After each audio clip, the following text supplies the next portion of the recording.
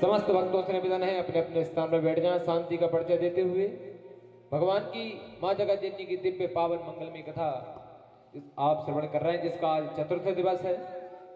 बोलो वृंदावन बिहारी लाल की जय। श्री जगदम्बा भवानी की जय। पूज्य सदगुरुदेव भगवान की जय। समस्त ग्राम स्थान देवताओं की जय। नमः पार्वती पते हर हर महादेव।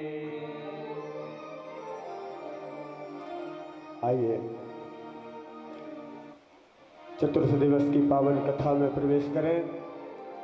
उससे पूर्व भगवान के उन दिव्य नामों का स्मरण करते हुए हम आज की पावन कथा में अवगाहन करें बड़े भाव के साथ। जय जय राधा रमण हरि बोल,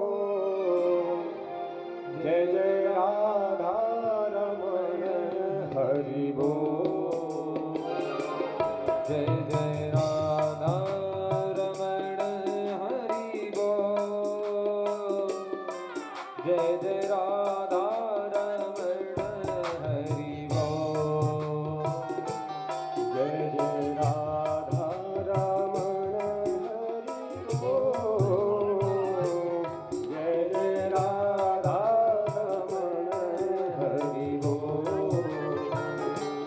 जय जय राधा रमण हरि बोल, जय जय राधा रमण हरि बोल। सभी लोग बड़े भाव से ताली सेवा करते हैं। जय हो।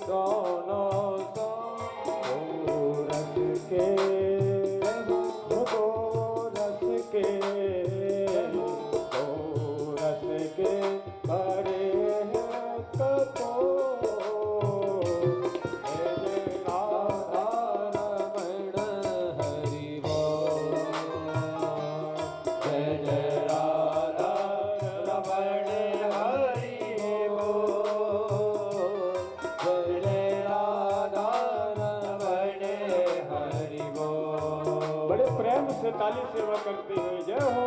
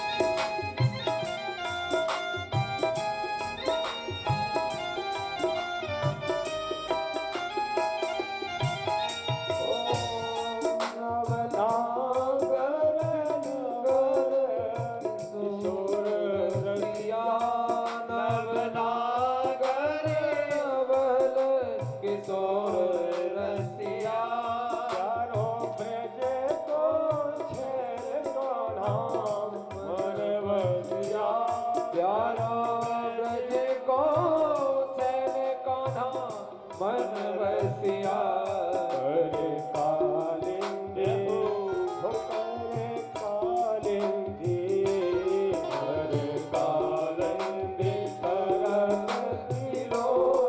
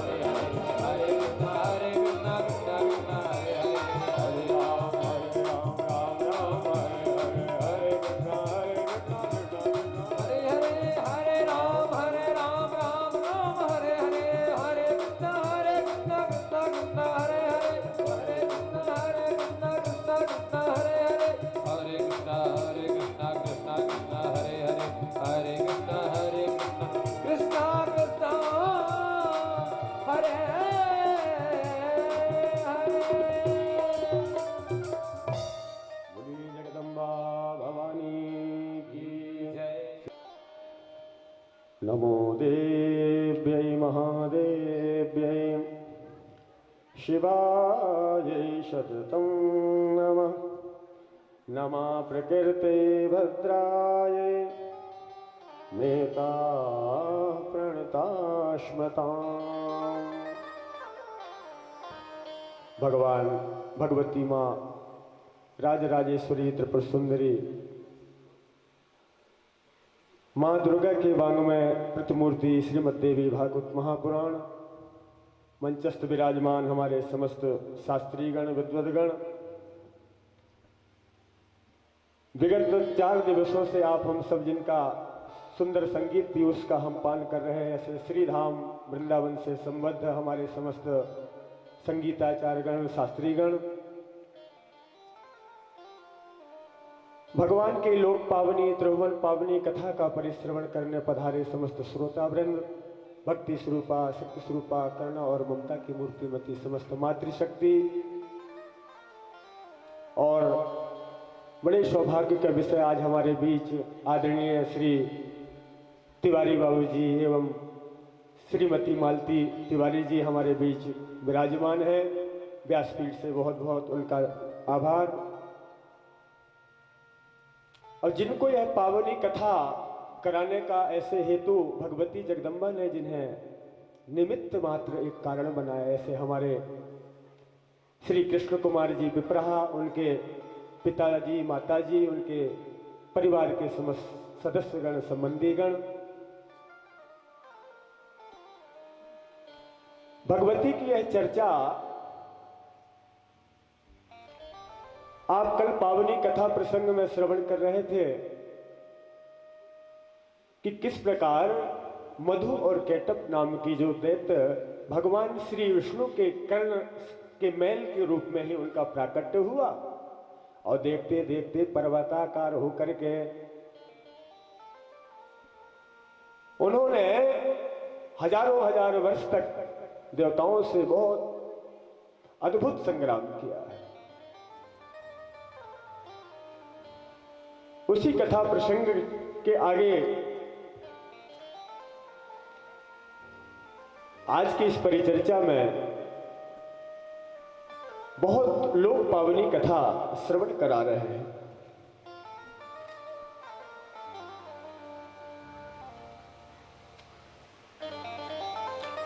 शरणमसि सुराणां सिद्धि विद्याधराणां मुनिमनुज पशूनां दस्यु विस्त्राशितानां नृपतिगृहगतानां व्याधिभिः पीडितानां त्वमसि शरणमेको देवी दुर्गे प्रसीद। उन भगवती दुर्गा जगदम्बा की स्तवन करते हुए जब समस्त देवताओं ने स्तवन करी, अंततोगत्वा भगवती जगदम्बा ने समस्त देवताओं के वो क्लेश को दूर किया है। उनकी नाम ही दुर्गा है। दुर्गा का अर्थ क्या है? दुर्गति नाशनी दुर्गा जय जय। कितने कठिन से कठिन, बड़ा से बड़ा दुर्ग, दुर्ग का अर्थ होता है बहुत बड़ा विशाल एक पर्वत, या दुर्ग का अर्थ लगावे तो एक दुर्ग ऐसा होता है जैसे बड़े बड़े राजा महाराजा दुर्ग बना करके वहां निवास करते हैं। तो कितने भी भयावह वह दुर्ग होवे, लेकिन भगवती दुर्गा के चरण शरण जो भक्त ग्रहण करता है तो बड़े बड़े दुर्ग और आपदा विपदा से वह सरल रूप में ही वह उस भव सागर से वह मुक्त हो जाता है। उनके अनेक नाम हैं।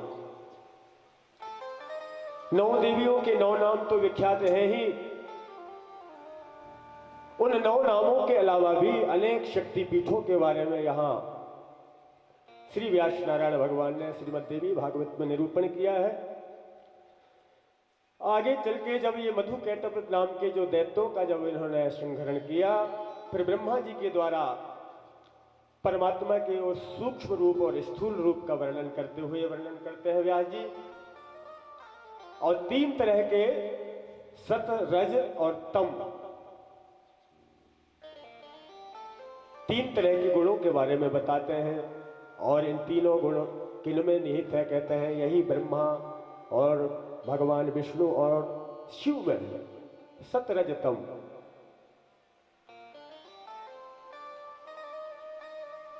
और अंत में शक्ति का वर्णन करते हुए व्यास जी कहते हैं कि वो पराशक्ति, वो ऐसी अद्भुत महिमा है उस शक्ति की कि ये तीनों देवता भी जिनका चरण शरण ग्रहण करते हैं वो भगवती जगदम्बा। और पंच तन मात्राएं और 5 ज्ञान इंद्रिय और 5 कर्म इंद्रिय, ये सब मिला करके जब विधाता ब्रह्मा के द्वारा जिस सृष्टि का आविर्भाव हुआ, आविर्भाव होने के बाद भी जब उन्हें प्राप्त नहीं हुआ कि अब हमें इनके अंदर शक्ति कैसे निहित करें।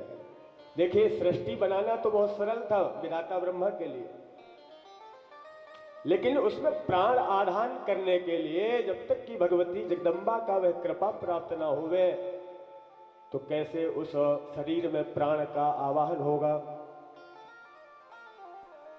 सर्वे जीवा मिलित्वैवो ब्रह्मांडांश समुद्भवाः चतुर्शीति लक्षासो प्रोक्ता वै जीव जायतः। इस प्रकार से ब्रह्मांड की उत्पत्ति करने पर इन्हीं ब्रह्मांड की उत्पत्ति अंश सभी जीवों को मिलाकर के 84 लाख योनि विधाता ब्रह्मा के द्वारा तैयार किया गया। आगे जाके सतरज तम का वर्णन करते हुए बहुत सुंदर वर्णन करते हैं और गुणों के परस्पर मिलाकर के मिश्रण करके और देवी के बीज मंत्र की महिमा बताते हैं कि वो बीज मंत्र कैसा है। नारद जी कहते हैं गुणानाम लक्षणम तातो भवता कथितम किला न तृप्तोस्मि विपन्मिष्टम तुन्मुखात् प्रच्युतं रसम। नारद जी कहते हैं कि हे व्यास जी महाराज, आपने समस्त गुणगणों का चिंतन किया है, लेकिन जिन भगवती की मधुर चरित्र आपको सुनाना चाहिए वो अभी तक आपने नहीं सुनाया, वो सुनने की इच्छा है। व्यासोवाचो यति पृष्ठस्तु पुत्रेणो नारदेन महात्मना उवाच जगदकर्ता रजो गुण समुद्भवा। व्यास जी ने अपने पुत्र महात्मा नारद से इस प्रकार से पूछने पर रजोगुण की आविर्भूत सृष्टि निर्माता ब्रह्मा जी से कहते हैं, और ब्रह्मा जी ने कहा कि नारद, भगवती की इस चरितामृत को बहुत सावधान होकर के सुनना। सत्यम तु केवलम नेवो कुत्रापि परिलक्ष्यते। केवल सतगुण अगर हमारे अंतःकरण में है और रजस और तामस अगर नहीं है तो केवल सतगुण से हमारा काम चलने वाला नहीं है। और राजसी गुण है और सतगुण अगर नहीं है तो भी हमारा काम नहीं चलेगा। अर्थात तीनों गुणों का होना बहुत आवश्यक है।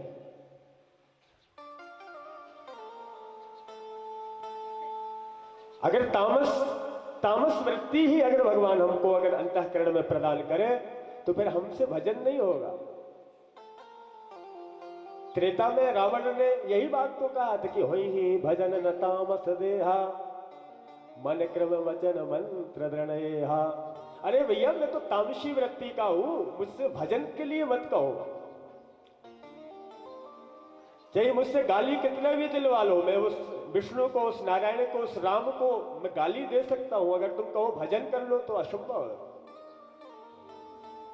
क्यों? उसका कारण यह है कि हमारे खान पान का जो आचार विचार है वो पावन ना होने के कारण भगवान में और भगवती जगदम्बा में हमारा मन नहीं लगता।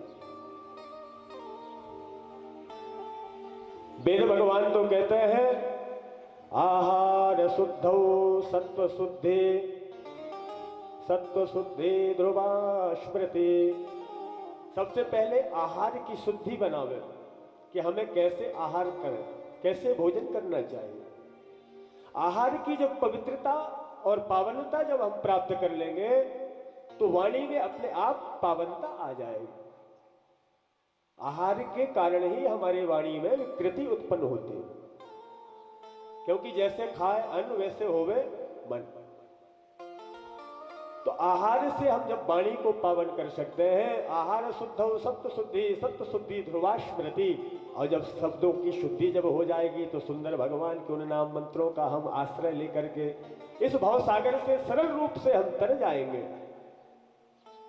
तुलसीदास जी ने कितने बढ़िया उस नाम की महिमा का गुणगान करते हुए कहा है, कल जुग केवल नाम आधारा, कल युग केवल नाम आधारा, सुमिर सुमिर भव उतरहि पारा, सुमेर सुमेर भर उतरहि पारा, यह कलिकाल कठिन उरगारी, यह कलिकाल कठिन उरगारी, पाप परायण सब नर नारी, पाप परायण सब नर नारी, पाप परायण सब नर नारी। इस प्रकार से भगवान के इस नाम गुणानुवाद को स्मरण करके हम सरल ही इस भव सागर से तर जाएंगे। सुंदर यहां पर संवाद करते हुए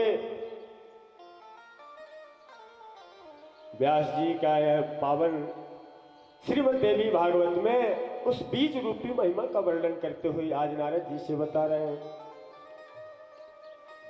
चलचित्तश्च सोत्यर्थं विवादे चोदतस्तथा गुरुमा वर्णं कामं तमो भवति तद्यथा, माता पित्रोस्तथा सेव बन्धुर्भगस्य प्रीतिदा, दुःखं मोहं सपत्नीषु जनयत्यपि शैवहि।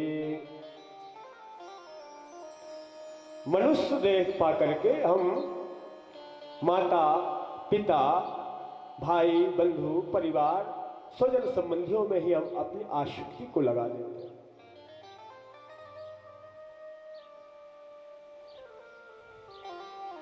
गज और ग्राह की कथा आप लोग श्रीमद् भागवत महापुराण में श्रवण किए होंगे। जब वो विशाल हाथी अपने हजारों हजार हथनियों और अपने परिवार के झुंड के साथ जब वह पावन सरोवर में प्रविष्ट हुआ, और प्रविष्ट होकर के वो तो इतना उन्मत्त हो रहा था कि मेरे साथ तो हजार हजार बड़े बड़े बलिष्ठ हाथी हैं, बड़े बड़े दिग्गज हैं, भला मुझे कौन हरा सकता है। लेकिन जल में रहने वाला वो ग्राह चरण को ऐसे पकड़ा कि वर्णन आता है कि कई दिन व्यतीत हो गए। अंत तो गत्वा पुत्रों को चिल्लाया कि भैया बचाओ, पत्नी से कहा कि अरे देवी बचाओ। सबने प्रयास करे, किसी का कोई बल काम नहीं आया।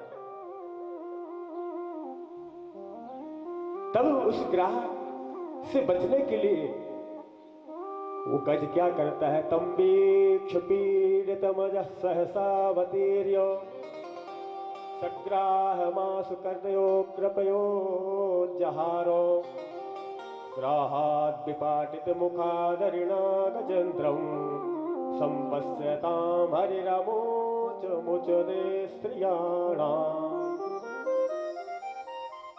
जब वो श्री हरि को जब अंत तो गत्वा, जब बैराग हो गया कि मेरे कोई न पुत्र न पुत्री न स्वजन संबंधी, यहां तक कि पत्नी भी काम नहीं आई, तो दोनों हाथ कैसे जोड़े, वो पशु है तो मानो केवल सूर्ण ऊपर जल राशि में बचा हुआ है, पूरा जलमग्न हो गया।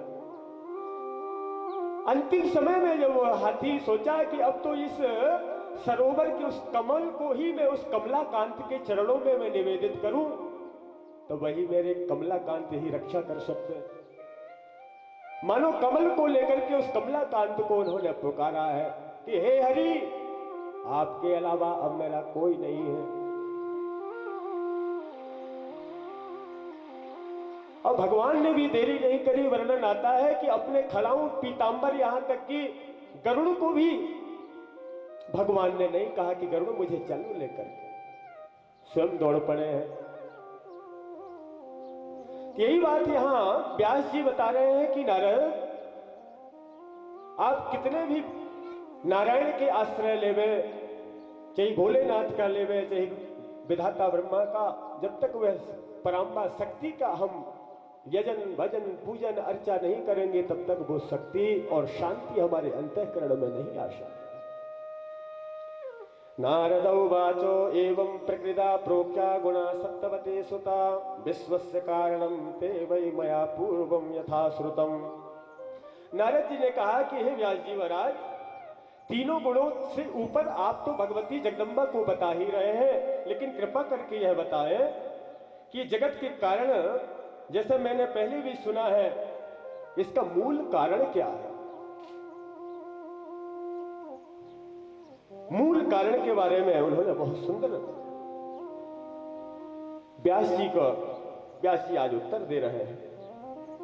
ददाति वांछिता नरथान दुर्लभानपि सर्वथा ऐ ऐ इति भयातेनो दृष्ट्या व्याघ्रादितं चराम।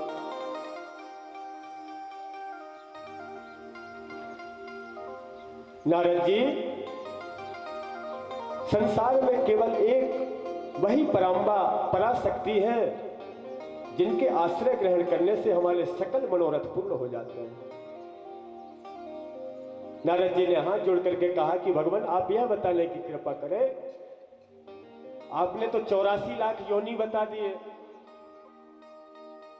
और 84 लाख योनियों में फिर 33 करोड़ देवता भी हैं। तो इतने देवी देवताओं में किन किन देवताओं का हम भजन करें, उपासना करें, पूजन करें, ताकि हमें उन फलों की प्राप्ति हो सके? अब 33 करोड़ देवताओं के अगर चक्कर में पड़ जाएंगे तो उतने तो आयु है नहीं, 60 वर्ष, अधिक से अधिक 100 वर्ष। तो 100 वर्षों में हम 100 देवताओं का ही पूजन कर पाएंगे। अब 33 करोड़ देवताओं का पूजन कैसे होगा? तो आप तो कृपा करके यह बताने की कृपा करें, वो कौन से ऐसे देवी या देवता हैं जिनके भजन पूजन आराधना उपासना करने से हमारे सकल मनोरथ पूरे हो जाएं? ऐसे कोई एक देवता बता दीजिए जिसमें हमारे सकल कार्य सिद्ध हो जावे। वो ऐसा कौन सा देवता है? हे व्यास जी महाराज, आप कृपा करके आज बताओ। सर्वे शक्तियुता सक्ता कर्तुं कार्याणि स्वानि च अन्यथा ते शक्ता वै प्रस्पंदि मुनीश्वरा। नारद जी से व्यास जी कहते हैं कि नारद, वे परमेश्वरी ही इस जगत की पराम्बा, वह पराभूत एकमात्र शक्ति है। और वो शक्ति ऐसी है, कैसे? सा वै सा चैव कारणम राजन जगतः परमेश्वरे समाराधयतां भूपो कुरु यज्ञं जनाधिपा। वह पराम्बा अंबा की अगर आप आराधना करेंगे, यज्ञ करेंगे नारद जी, तो उस यज्ञ से आपको धर्म, अर्थ, काम और मोक्ष चारों चीज प्राप्त हो जाएंगे।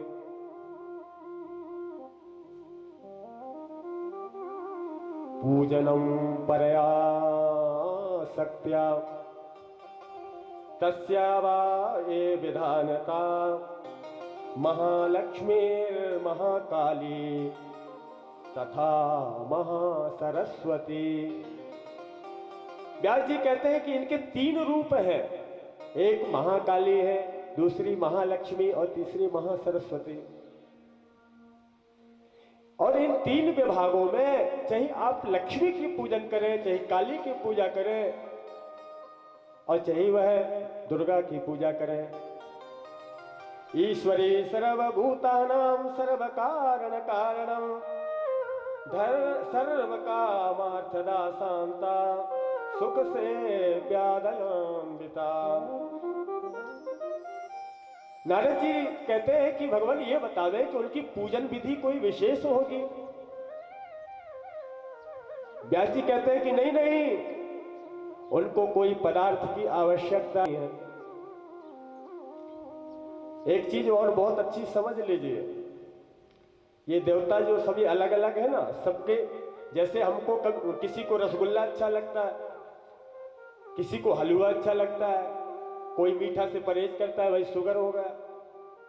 उसी प्रकार हमारे ये देवी देवता भी ऐसे हैं। गणेश जी को जब लड्डू पवाओ, दूर्वांकुर चढ़ाओ तो वो जल्दी प्रसन्न होंगे। यो लाज यजति यो दूर्वांग सहस्रैर यजति। अथर्ववेद में वर्णन आया है कि जो गणेश जी के 1000 दूर्वांकुर से अर्चा करे तो वो कितना भी जड़ बुद्धि हो, उसकी बुद्धि निर्मल हो जाती है। यो लाजैर यजति। लाजैर क्या है? लाजा क्या है? लाजा कहते हैं धान के लाई को। वह भी गणेश जी को बहुत प्रिय है, लक्ष्मी जी को भी बहुत प्रिय है। इसलिए दीपावली की रात्रि में हम लाजा आदि का भोग भगवती को लगाते हैं। शंकर जी को क्या प्रिय है महाराज? शिवा जलधार प्रिया। भगवान शिव को केवल जल की धारा प्रिय है, उनको भोग की आवश्यकता नहीं है। राम जी, कृष्ण जी, गोपाल जी, भगवान नारायण, शालिग्राम, लड्डू गोपाल, इनको अगर आप पूजा अर्चा में रखेंगे तो उनको नित्य भोग चाहिए, प्रसाद चाहिए। लेकिन भोले बाबा कहते हैं कि नहीं नहीं, मुझे तो केवल हर हर महादेव, नमः शिवाय, केवल जल की धारा देते रहो, तुम्हारे सकल मनोरथ पूर्ण हो जाएंगे। राम जी, कृष्ण जी, भगवान नारायण को क्या चाहिए? विष्णु अलंकार प्रिय। इनको अलंकार प्रिय है, इनको सुंदर सुंदर वस्त्र दे, सुंदर आभूषण आदि प्रदान करें, तब वो भगवान श्री राम, श्री कृष्ण आदि देवता प्रसन्न होंगे।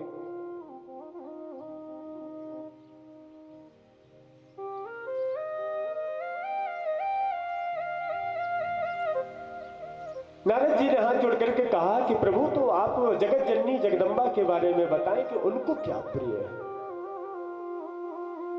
बहुत सुंदर वर्णन करते हैं। नामोच्चारण मात्रेण वांछितार्थ फलप्रदा देवैराराधिता पूर्वं ब्रह्म विष्णु महेश्वरैः। केवल और केवल मात्र भगवती के नामोच्चारण आप कर लें, अपने आप तीनों देवता खींचे चले आएंगे चुंबक की तरह। आपको अलग से अन्य देवताओं को बुलाना नहीं पड़ेगा। मोक्ष कामेश विविधैस्तापसे विविधात्मभि अस्पष्टमपि यन्नामो प्रसंगे नापि भाषितम्। यहां वर्णन आता है, पूर्व काल में ब्रह्मा विष्णु महेश आदि देवता मोक्ष की कामना करने वाले अनेक जितेंद्रिय तपस्वियों ने भगवती जगदम्बा की आराधना करी और किसी प्रसंगवश स्पष्ट रूप से ही उच्चारित किया गया उनका नाम सर्वथा समस्त मनोरथों को पूर्ण करने वाला निकला। यही दृष्टांत को आज वेदव्यास जी विस्तार पूर्वक श्री नारद जी से बता रहे हैं कि नारद जी ध्यान से सुनिए। बहुत अच्छा प्रश्न किया है। अब इस कथा को सुनने से पता चलेगा कि किस प्रकार से दान करना चाहिए और किस प्रकार से हमें नामोच्चारण करना चाहिए और किस प्रकार से ध्यान करना चाहिए। कहते हैं, ददाति वंचितानर्थान दुर्लभानपि सर्वथा आई आई इति भयार्तेनो दृष्ट्वा व्याघ्रादिकं बने।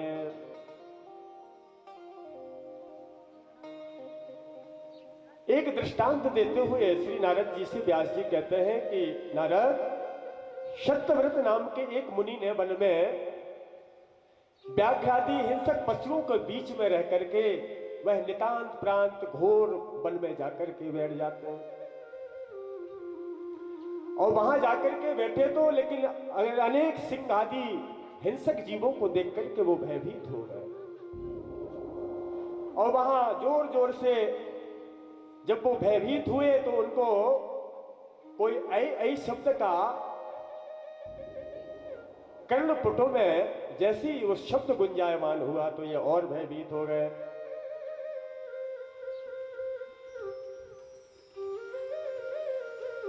अब उस भय के कारण वो ऐ मंत्र को सुन करके उस ऐ मंत्र को ही इन्होंने धारण किया है। अब ऐ है, उसमें जब तक बिंदु नहीं लगेगा तो वो ऐम नहीं होगा। अब बिंदु से रहित जब वो ऐ शब्द का जब उच्चारण करने के फलस्वरूप जब भगवती आकाश मार्ग से जा ही रही थी और जैसे देखा कि कोई भक्त मुझे पुकार रहा है, लेकिन मंत्र दीक्षा उसने लिया नहीं, तो भला उसको मंत्र का ज्ञान कैसे हो। लेकिन इसका अंतःकरण पावन है, निर्मल है, तो मुझे ऐसे पावन और निर्मल व्यक्ति के मंत्रों की भी आवश्यकता नहीं है। क्यों? निर्मल मन जन सोमो ही पावा, निर्मल मन जन सोमो ही पावा, निर्मल मन जन सोमो ही पावा, निर्मल मन जन सोमो ही पावा, मोहि कपट छल छिद्र न भावा, मोहि कपट छल छिद्र न भावा। अरे मुझे तो अंतःकरण की वो पावनता और निर्मलता चाहिए, मैं पदार्थ का भूखा नहीं हूं। इसी प्रकार भगवती जगदम्बा जैसे वो ऐ ऐ शब्द को सुन करके मानो आज वह समझ गई कि यह अवश्य कोई मेरा भक्त है। भले इसको मंत्र का उच्चारण ठीक ठीक नहीं आ रहा, लेकिन मैं तो मां हूं। छोटा बच्चा कितना भी तुतलाए लेकिन मां का प्रेम कभी कम नहीं होता। मानो आज मां जगदम्बा वहां आकर के चतुर्भुजी रूप में आज दर्शन दे रही है। प्रत्यक्ष एव चास्माकं मुनीनां भवितात्मनां ब्राह्मणानां समाजेषु तस्योदाहरणं बुधैः। इस प्रकार से समस्त मनोवांछित फल प्रदान कर दिया भगवती जगदम्बा ने। और यह दृष्टांत जो है नारद जी से व्यास जी इसलिए सुना रहे हैं ताकि जनमानस इस दृष्टांत को सुन करके केवल उन मंत्रों के चक्कर में न पड़े। भावो ही विद्यते देवा न काष्ठम न मृणमय। भगवान तो भावग्राही है, उनको पदार्थ की आवश्यकता नहीं है। कथ्यमानं मया राजन श्रुतं सर्वं सविस्तरं अनक्षरो महामूर्खो नामना सत्यव्रतो द्विजा। यहां पर व्यास जी नारद जी से कहते हैं कि नारद जी, ब्राह्मणों की सभा में विद्वानों के द्वारा उदाहरण के रूप में एक सत्यव्रत नाम के राजा कहे जाते थे, वो संपूर्ण आख्यान को वह यहां पर सुना रहे हैं। सत्यव्रत नाम वाले उस निरक्षर तथा महामूर्ख जो ब्राह्मण ने आई आई का जब उस नितांत प्रांत उस एकांत वन में जब उच्चारण किया, भगवती प्रसन्न हो गई। तो ये आई आई शब्द कोकले मुख से सुन करके भी वह उच्चारण किया, बिंदु रहे। अब ये आई आई कहां से सुना था, ये कैसे उच्चारण कर दिया। और इसी आई आई मात्र उच्चारण करने मात्र से भगवती ने अपने तेज पुंज से उसके अंतःकरण में समस्त वेद वेदांतों का अवगाहन करा दिया है।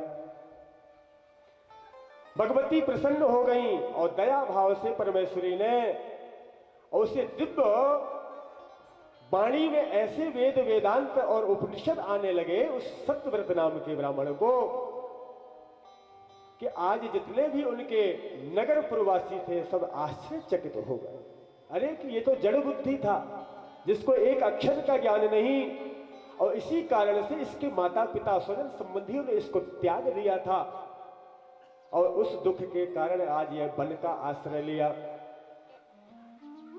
और उसी वन में जाने के फलस्वरूप भगवती जगदम्बा की प्राप्ति हुई, और पुनः वो स्वजन संबंधी हाथ जोड़ करके उस सत्यव्रत ब्राह्मण के सामने खड़े हैं। यही होता है, हमारे पास धन, वैभव, संपन्नता, भवन, भूमि, वाहन, साधन, ये सब कुछ जब रहता है तो हमें चार लोग सब चाहते हैं, और जब हम चारों तरफ से अकिंचन हो जाते हैं, हमारा जब कोई नहीं होता, तो वही माता पिता, वही भाई बंधु, वही परिवार, वही स्वजन संबंधी, वही नात रिश्तेदार सब कहते हैं कि भैया वो हम नहीं जानते वो अमुक व्यक्ति कौन है। यही स्थिति आज सत्यव्रत ब्राह्मण के साथ है। उस सत्यव्रत ब्राह्मण को बाल्यकाल से ही जब तुतलापन और काले कलूटा देख करके उसे माता पिता और स्वजन संबंधियों ने ही नहीं चाहा, घर से ही निकाल दिया। लेकिन देखिए आज भगवती जगदम्बा की वह कृपा,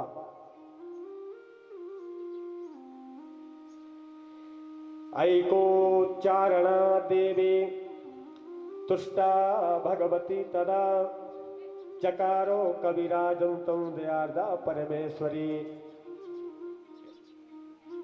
दया आने पर जब भगवती ने जब महाकवि के रूप में उन्हें एक विद्वान बुद्धिमान वेद वेदांत से उन्हें अलंकृत जब कर दिया,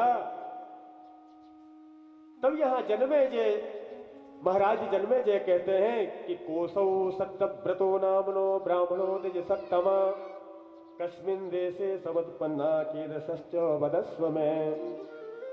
महाराज जन्मेजय कहते हैं कि यह सत्यव्रत नामक जो ब्राह्मण कौन था, और वह किस देश में पैदा हुआ तथा कैसा था, इसका विस्तार से मुझे कथा श्रवण करना की कृपा करें। और वह ब्राह्मण ने ये आई शब्द को सुनकर के उसे ब्रह्म ज्ञान कैसे हो गया। कथम तुष्टा भवानी सा सर्वज्ञा सर्वसंशिता विस्तरेणो वदस्वाद्यो कथा में ता मनोरमा।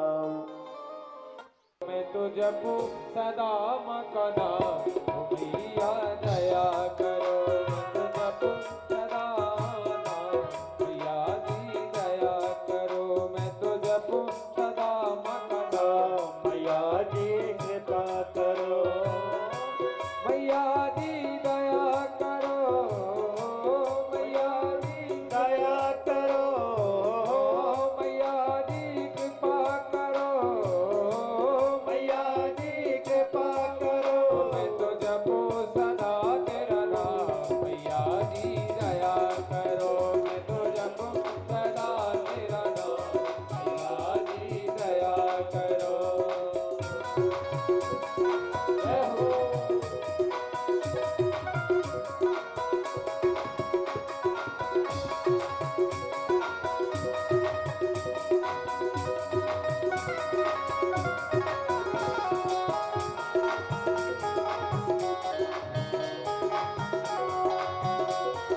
द्वार खड़े हैं भक्त तुम्हारे, द्वार खड़े हैं भक्त तुम्हारे, द्वार खड़े हैं भक्त तुम्हारे, द्वार खड़े हैं भक्त तुम्हारे। भैया अपनी दया के खोलो द्वारे, अपनी दया के खोलो द्वारे, भैया अपनी कृपा के खोलो द्वारे, अपनी कृपा के खोलो द्वार। सब पूर्ण होवे काम दयालु दया करो, सब पूर्ण होवे।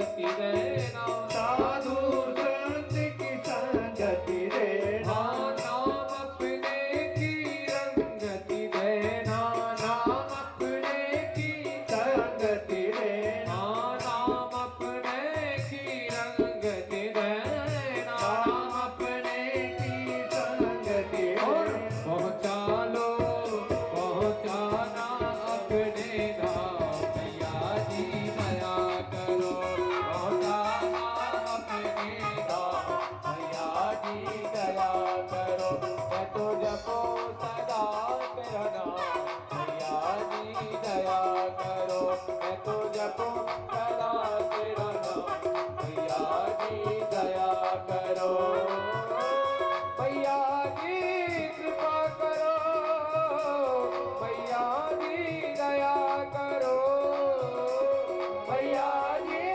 कृपा करो, मैया जी दया करो, मैं तो जपो सदा तेरा नाम, मैया जी कृपा करो, मैं तो जपो सदा तेरा नाम, मैया जी कृपा करो।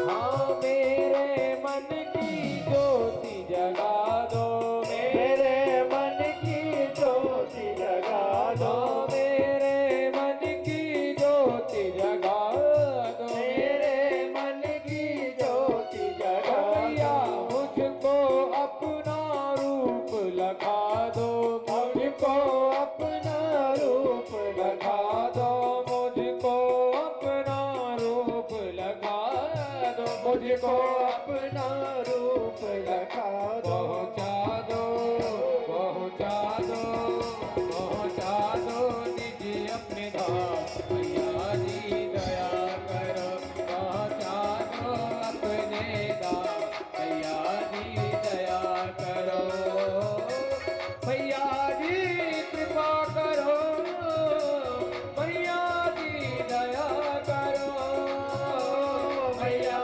जी कृपा करो, मैया जी दया करो, मैं तो जपो सदा तेरा नाम, मैया जी दया करो, मैं तो जपो सदा तेरा नाम, मैया जी दया करो, मैं तो जपो सदा तेरा नाम, मैया जी दया करो, मैया जी कृपा करो, मैया जी दया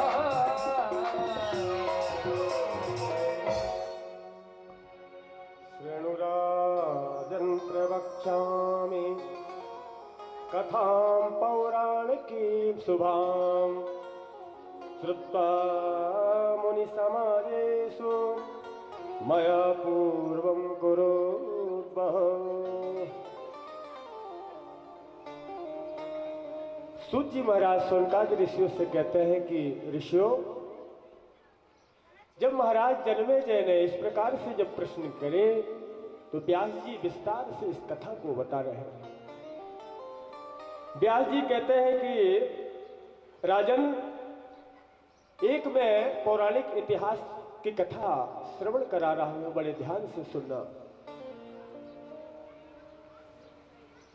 पूर्व काल में मुनियों के समाज में मैंने जो कथा सुनी थी वही कथा को आज मैं आप लोगों को बीच में परोस रहा हूं।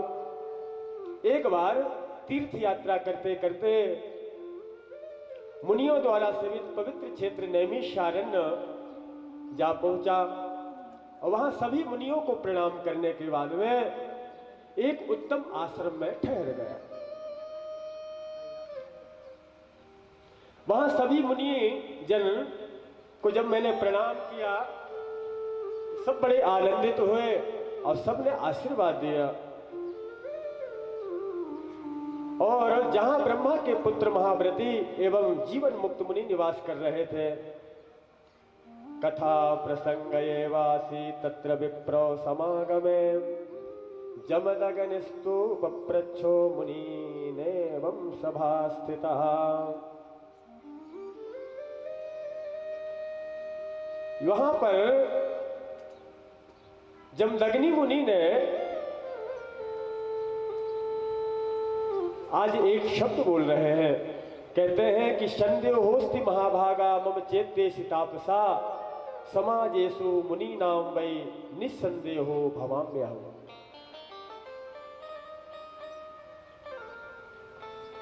जमदग्नि जी कहते हैं कि मुझे एक बड़ा शंका है। वह शंका क्या है?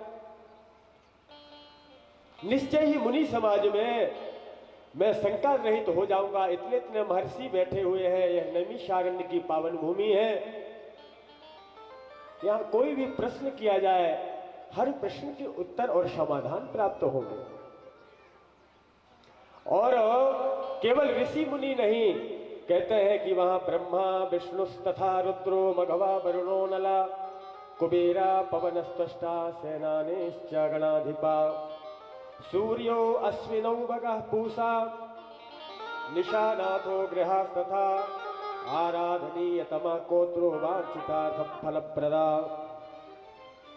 वहां पर वरुण अग्नि कुबेर विश्वकर्मा कार्तिक गणेश सूर्य अश्विनी कुमार भग पूषा चंद्रमा ब्रह्मा विष्णु रुद्र इंद्र आदि सभी देवता विराजमान है। और ऋषियों ने जमदग्नि जी के कहने पर ये समस्त देवता हैं, इनमें पूजन आराधना किसकी करना चाहिए, किससे हमें अधिक फल मिलेगा, यही प्रश्न पुनः यहां पर आरंभ कर दिए। सुख से व्यस्त सततम चासुतो चमानदा ब्रवंतो मुनिया शीघ्रम सर्वज्ञा संसित व्रता। ऋषि ने कहा कि हे जमदग्ने, आपने इस समय जो पूछा है उसे सुनिए। आपकी कल्याणकारी इच्छा रखने वाला यह पावन प्रसंग एकमात्र वह पराशक्ति है जगदम्बा, जिनकी आराधना से सकल मनोरथ पूर्ण होते हैं। सेवनीय तमा शक्ति सर्वेषां शुभमिच्छितां परा प्रकृतिराद्या च सर्वांगा सर्वदा शिवा देवानां जननी शैव ब्रह्मादीनां महात्मनां आदि प्रकृति मूलं सा संसारोपाद पश्य वै। समस्त देवताओं की जो जननी है, समस्त देवताओं की जो मां है, वो जगदम्बा। उस जगदम्बा का चरण शरण ग्रहण करो, सकल मनोरथ पूर्ण हो जाएंगे। जो इतना कहा तो हाथ जोड़ करके पुनः पूछने लगे कि प्रभु इसका कोई प्रमाण है? कहा हाँ, इसका प्रमाण है, ध्यान से सुनो। इतिहासं प्रवक्ष्यामि शृण्वन्तु मुनयः शुभं अक्षरोच्चारणा देवो यथा प्राप्तम द्विजो न वै। एक पुराना इतिहास श्रवण करा रहा हूं कि एक ब्राह्मण देवता के द्वारा भगवती की उन मंत्रों का स्तवन किया गया था जिस मंत्र के प्रभाव से भगवती जगदम्बा प्रसन्न हो गई।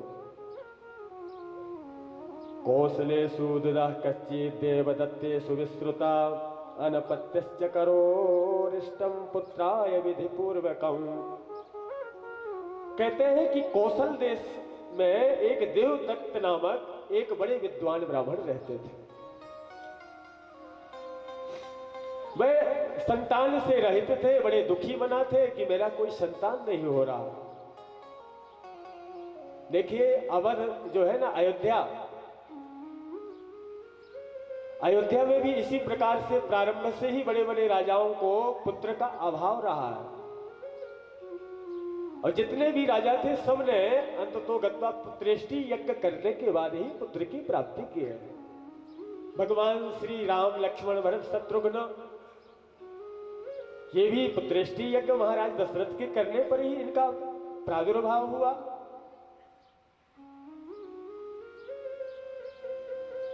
श्रृंगी ऋषि वशिष्ठ बुलावा, पुत्र काम शुभ यज्ञ करावा। तो इस कौशल देश के जो राजा हैं देवदत्त बड़े विद्वान थे और उन्होंने अनेक उपाय अपने यजमान परिकरों को भी बताते थे कि संतान की प्राप्ति ऐसे उपाय करें तो ऐसे होगा, तो सबके तो हो जाता था, लेकिन स्वयं संतान से रहे थे। ऐसे भी होता है कभी, पंडित जी लोगों के यहाँ खुद नहीं होता कोई चीज, लेकिन तप आराधना और उन मंत्रों के और भगवान के उन प्रभाव से, क्योंकि ब्रह्म वाक्य जनार्दना, भगवान ही ब्राह्मण की वाणी की रक्षा करते हैं। इसलिए ब्राह्मण को साधारण ना समझना, वो मंत्र जाने चाहे ना जाने। शेर चाहे वो छोटा सा बाल्य अवस्था में हो, चाहे वो बूढ़ा हो जाए, तो शेर कहलाएगा, वो जंगल का राजा ही होगा। उसी प्रकार चारों वर्ण है, और चारों वर्णों में ब्राह्मण का जो स्थान है वो कहीं ना कहीं देवताओं से भी ऊपर बताया है।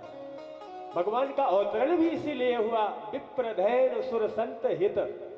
तो सबसे पहले नाम ब्राह्मण का ही आता है कि ब्राह्मण के लिए भगवान आए।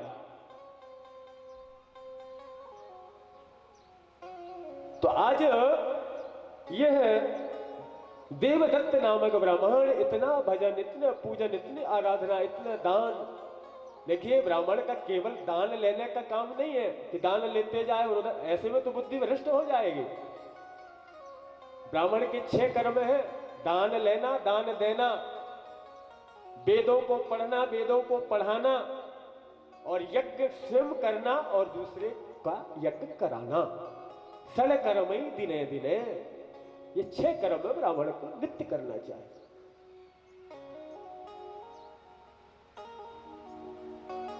ये सारे जब 6 कर्म कर रहे हैं, नित्य ब्रह्म की आराधना, नित्य भगवती जगदम्बा की आराधना, फिर भी ये देवदत्त ब्राह्मण का कोई संतति जब नहीं हुआ, तो इन्होंने मन में विचार किया कि मैं एक पुत्रेष्टि यज्ञ करूं। कौशलेषु द्विजः कश्चित् देवदत्तेति विश्रुतः, अनपत्यश्च करेरिष्टं पुत्राय विधिपूर्वकं, तमसा तीरमास्थाय कृत्वा मण्डपमुत्तमं, द्विजानाहूय वेदज्ञान सत्र कर्मो विशारदा। यज्ञ की कामना से तमसा नदी के किनारे जाकर के यह देवव्रत ब्राह्मण पहुंचे। सुंदर कुशाओं के द्वारा पर्णकुटी यज्ञशाला का निर्माण किया, और सुंदर बड़े बड़े वेद वेदांत के विद्वान और ऋषि मुनियों को इन्होंने बुलाया। कोई भी जब शुभ कार्य होता है, अब देखिए इस कथा को बड़े ध्यान से सुनना, सब उत्तर आपको मिल जाएगा। क्या यह देवव्रत ब्राह्मण समस्त वेद वेदांतों में निष्णात होते हुए क्या ये स्वयं उस यज्ञ को क्या नहीं कर सकते थे? क्यों दूसरों को बुलाया? महाराज वशिष्ठ ने भी यज्ञ करे, लेकिन श्रृंगी ऋषि को ही बुलाकर के उस पुत्रेष्टि यज्ञ को संपन्न क्यों कराया? वो स्वयं भी तो कर सकते थे। इसलिए हमेशा हम जिस विषय के आचार्य हो, उसी विषय में हमें उस कार्य को लेना चाहिए अथवा करना चाहिए। यहां पर तमसा नदी के तट पर पावन विशाल जब वह यज्ञ पर्णकुटी जब निर्माण हुआ, समस्त वेद वेदांत के विद्वानों को बुलाया है। ब्राह्मणम कल्पयामासो सोत्रम निसत्तमायुर्धम यज्ञवाल्य होतारम च बृहस्पतिम। उसमें होता के रूप में स्वयं देव गुरु बृहस्पति आए हैं आहुति छोड़ने। अब कितनी बड़ी बात! अब मंत्र कौन बोल रहा होगा? जब आहुति बृहस्पति जी छोड़ रहे हैं तो मंत्र बोलने वाला कौन होगा? उदगाता शामग श्रेष्ठा सप्तस्र समन्वितम, रथंतर मगायंतो स्वरितेनो समन्वितम। इस प्रकार से याज्ञवल्क्य जी वहां पर अध्वर्यु का काम कर रहे हैं, बृहस्पति जी वहां आहुति प्रदान कर रहे हैं, और पैल मुनि जो है वहां का संरक्षण कर रहे हैं। गोविल को उदगाता बनाया गया, और विधिवत अनेक प्रकार के हीरे जवाहरात स्वर्ण मुद्राओं से उन समस्त ब्राह्मण और ऋषियों को संतुष्ट किया गया। और साम वेद के जब ऐसे ऋचाओं का जब उन वेद पाठियों ने गान किया, तो गोविल मुनि 7 स्वरों से युक्त होकर के रथंतर साम गान जब वह गोविंद मुनि करने लगे तो बार बार सांस लेने पर एक जगह मंत्र में उनसे त्रुटि हो गई गोविंद मुनि से। तदास्यो स्वर भंगो भूत, स्वर का भंग जब हुआ मंत्र में, तदास्यो स्वर भंगो भूत कृते श्वासे मुहुर्मुहुः देवदत्तश्च कोपासु गोभिलं मृत्युवाचः। मंत्र की जब त्रुटि हुई, मंत्र की जब गलती हुई श्वास लेने पर, तो वो यजमान बनकर के जो देवदत्त नाम के जो ब्राह्मण बैठे थे वो कुपित हो गए, उनको क्रोध आ गया। अरे कि मैं पुत्र की कामना से यह पावन यज्ञ कर रहा हूं जिसमें मैं हजारों हजारों स्वर्ण मुद्रा हीरे जवाहरात सब कुछ आप लोगों को मैंने दान में दिया, उसके बाद भी आप लोग गलत मंत्र का उच्चारण करके मानो मेरा इस पुत्रेष्टि यज्ञ को भंग करना चाह रहे हैं। कोई भी अनुष्ठान अगर आप करते हैं, आपका कोई मनोरथ है, कोई कामना है, उस कामना की प्राप्ति आपको तब होगी जब वह शुद्ध और पावन और पवित्र शुद्ध मंत्रों के द्वारा वह उच्चारित आप जब करवाएंगे उस क्रिया को, चाहे वो यज्ञ हो, चाहे वो पुराण हो, चाहे वो देव की प्रतिष्ठा हो। देवताओं के प्राण प्रतिष्ठा भी आप ये न समझना कि हमने दुर्गा जी की मूर्ति ला कर रख लिया तो इसमें दुर्गा जी रहेंगे। भगवान विष्णु, राम जी, कृष्ण जी का, राधा जी का मूर्ति ला के मंदिर बना के रख लिया तो वही देवता इसमें रहेंगे, इसकी कोई गारंटी नहीं है। बहुत ध्यान से सुनना, ये स्कंद महापुराणकार इस बात को प्रमाणित किए कि अगर आप देव मूर्ति को लावे प्राण प्रतिष्ठा के लिए, अगर विधिवत वेदोच्चारण के साथ अगर उस मूर्ति का प्राण प्रतिष्ठा नहीं हुआ तो कोई भी तंत्र विद्या वाला जो साधक है वो वहां ले जाकर के किसी भी प्रेतात्मा को उस मूर्ति में आधान कर देगा। दिखाई तो हमें दुर्गा जी की प्रतिमा देंगे लेकिन उससे फल हमें वो मिलने वाला नहीं। क्यों? मंत्राधीनं च देवता, वो देवता मंत्रों की अधीन है। मंत्र की शुद्धि जब तक नहीं होगी तब तक वो देवता आपके उस भोग और उस पदार्थ को ग्रहण करने वाले नहीं।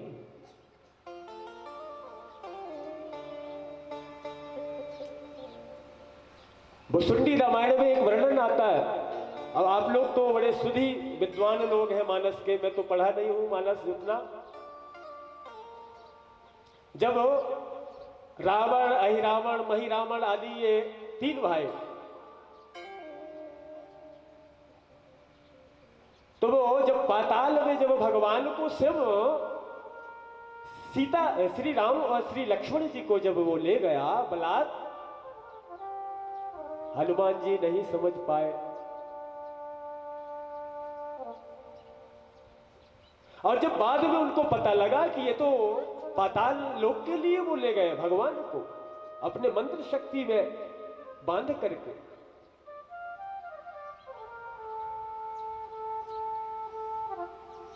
और वहां हनुमान जी जाकर के कोई अपने स्वरूप में नहीं गए, जाकर के और वह भद्रकाली के उस प्रतिमा में ही हनुमान जी विराजित हो गए थे अंतःपुरण में।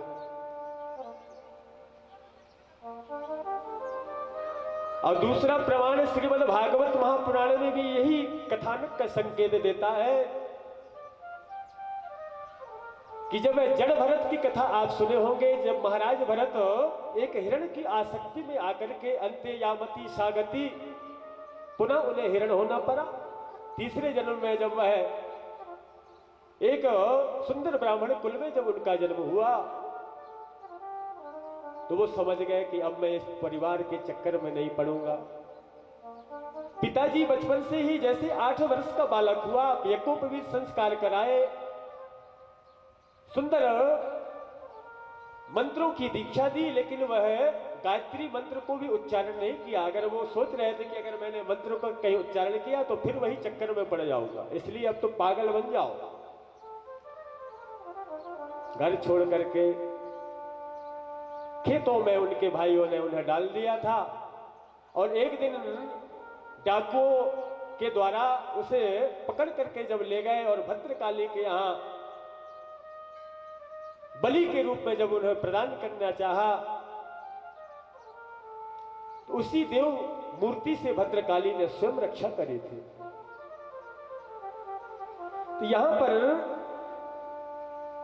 जब सामवेद गायन में जब गोविल ऋषि के द्वारा जब मंत्र की त्रुटि हुई, स्वर के जब त्रुटि होने पर यह देवदत्त नाम के ब्राह्मण कुपित होकर के कहने लगे, मूर्खोसी मुनि मुख्याद्यो स्वर भंगस्त्वया कृतः काम कर्मणि संजाते पुत्रार्थम यजतश्च में। अरे मूर्ख, अगर तुम्हें मंत्र नहीं आता तो यहां यज्ञ करने किस लिए आए हो? तुमने स्वर भंग कर दिया। इस यज्ञ के फलस्वरूप जो मुझे पुत्र चाहिए था वो पुत्र अब मिल पाना बहुत कठिन है। इस प्रकार से वह देवदत्त ब्राह्मण कुपित होकर के और श्राप देने को लिए उद्यत हो गए। और महात्मा गोविल ने जब यह निष्ठुर वचन सुना यजमान के, उस देवदत्त नाम के ब्राह्मण के, तो साप ये भी ना दे दें, इस कारण से देवदत्त भी भयभीत हो गए। अत्यंत दुखी होकर के वह ब्राह्मण दोनों हाथ जोड़ करके कहते हैं कि आप मुझ निर्दोष को व्यर्थ ही क्यों क्रुद्ध हैं? मुनि लोग तो सदा क्रोधातुर, कभी क्रोध नहीं करते। संत जन तो सदा निर्मल स्वभाव के होते हैं। हे ऋषिवर, आप क्रोध ना करें। इस प्रकार से देवदत्त ब्राह्मण के डटने पर गोविल ऋषि क्रोधित हो गए और क्रोध आने पर उन्होंने श्राप दे दिया। अरे देवदत्त ब्राह्मण, तूने इतना बड़ा यज्ञ करके ऋषि का अपमान किया है, जा तुझे मैं श्राप देता हूं। पुत्रेष्टि यज्ञ के फलस्वरूप तुझे पुत्र प्राप्त होगा, लेकिन वह जड़ बुद्धि का पुत्र होगा, जिसमें कोई बुद्धि नाम की कोई वस्तु नहीं होगी। और जड़ बुद्धि ही नहीं, वह पुत्र मूर्ख होगा, निष्ठुर होगा और झूठ बोलने वाला होगा। वाणी उसकी विकृत होगी, वो गूंगा हो जाएगा। ये हम जो गूंगे, अंधे, बहरे, ये अपने कर्मानुसार ही मनुष्य को ये सब प्राप्त होते हैं।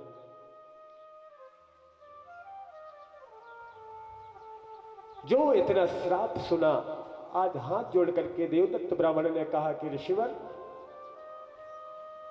आप संत होकर के भी संत हृदय नवनीत समाना और इतने निष्ठुर बनकर के आपने मुझे श्राप दिया। मूर्ख पुत्र न पुत्रत्वं वरम वेद विदो विदु तथा ब्राह्मणो मूर्ख सर्वेषां बिंद एव हि। हे ऋषिवर, इससे अच्छा तो मैं बिना पुत्र का ही रहूं तो ज्यादा अच्छा है। क्योंकि अगर पुत्र अगर माता पिता के आज्ञाकारी अगर नहीं हुआ तो ऐसे पुत्र से बिना पुत्र का ही वो माता पिता श्रेष्ठ है। अरे वह धृतराष्ट्र गंधारी के तो 100 पुत्र थे, दुर्योधन आदि, लेकिन किसी ने साथ नहीं दिया। सगर के तो 60,000 पुत्र हुए, वाला किसी ने साथ दिया नहीं। कहते हैं इस प्रकार से जब उन्होंने श्रापित किया कालांतर में, और यहां वर्णन आता है कालांतर में जब वह पुत्र हुआ तो जड़ बुद्धि का, जिसको ना कुछ सुनाई पड़ रहा, ना वो मुझसे कुछ बोल पा रहा, तो माता पिताओं ने सोचा कि अब ऐसे पुत्र का हम क्या करेंगे, इसको त्याग दो। न तातो न माता न बंधुर न दाता गतिस्तम त्वमेका भवानी। जिसके कोई नहीं होते, न भाई होता, न परिवार होता, न माता न पिता, भगवती जगदम्बा कहती है कि मैं तो हूं, तो एक बार आ तो सही, मुझे पुकार तो सही।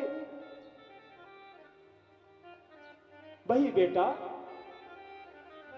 का जब जन्म हुआ, जन्म होते ही उसका नामकरण संस्कार पिता ने करवाया। नाम रखा गया उसका उतत्थ। और वह उतत्थ नाम के पुत्र जब 8 वर्ष की जब उसकी आयु हो गई तो सुंदर उसके यज्ञोपवीत संस्कार पिताश्री ने करे। देखिए 4 वर्ण है, ब्राह्मण का यज्ञोपवीत संस्कार 8 वर्ष में होना चाहिए, क्षत्रिय का जनेऊ संस्कार 12 वर्ष में होना चाहिए, वैश्य का जनेऊ संस्कार 16 वर्ष में होना चाहिए, और शूद्र जन को यज्ञोपवीत का अधिकार नहीं है।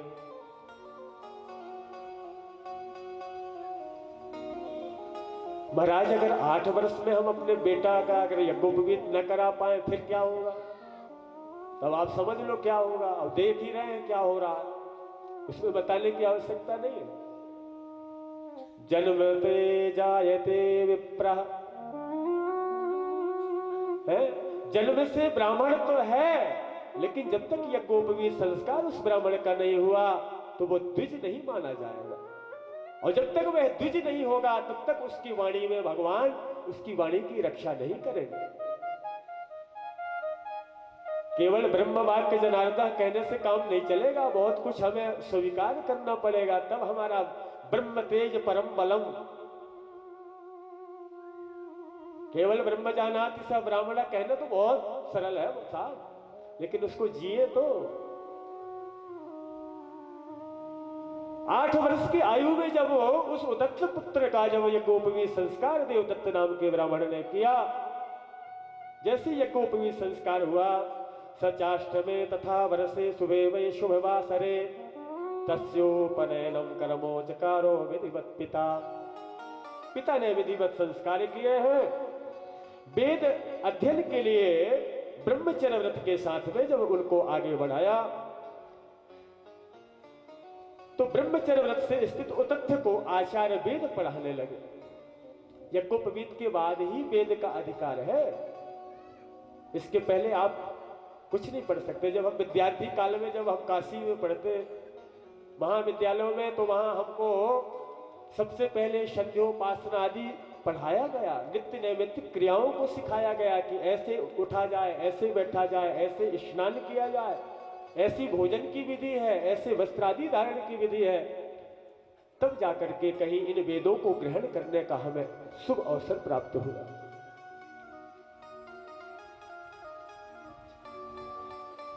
यहां पर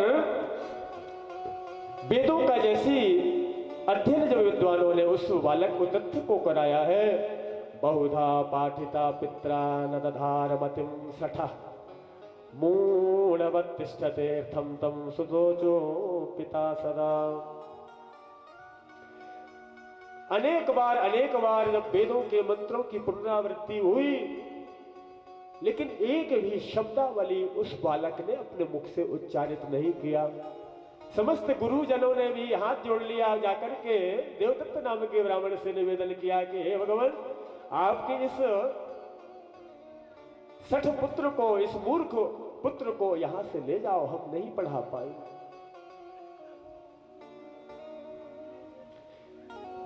पिता ने उसे अनेक प्रकार के पढ़ाने का अंततोगत का प्रयास किया, किंतु उस मूर्ख बुद्धि वाले उस पुत्र ने उस ऋषि श्राप के कारण जरा भी उसमें कोई चेतना नहीं आई। मूर्ख के समान वह नित्य पड़ा ही रहता, न किसी से कुछ बोलता। पिता देवदत्त इसे लेकर के अपने मन में बहुत क्लेश लागते और दुखी रहते कि पुत्रेष्टि यज्ञ करके मैंने पुत्र की प्राप्ति तो करी, लेकिन वह पुत्र के सुख से मैं आज भी वंचित हूं।